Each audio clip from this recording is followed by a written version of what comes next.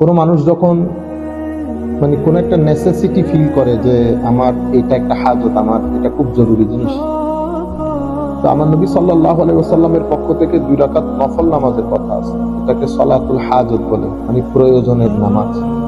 আপনার যে নিডস, আপনার যে প্রয়োজন, আপনার যে চাওয়া, সেটা আল্লাহর দরবারে চাওয়ার জন্য 2 রাকাত নফল নামাজ।